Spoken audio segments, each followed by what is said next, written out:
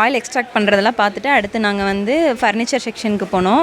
அங்கே வந்து furnitures, bed அதெல்லாம் வந்து நல்லா ஓரளவுக்கு நல்ல விலையிலே இருக்குது. வந்து நம்ம அஃபோர்டபுளாக இருக்குது, வாங்கிக்கலாம். அடுத்து வந்து மெஷினரி செக்ஷன் போனோம். அங்கே வந்து பார்த்திங்கன்னா பவர் வீட்ரு, ஸ்ப்ரேயரு, அப்புறம் சீட் ட்ரில்லர்லாம் இருந்துச்சு.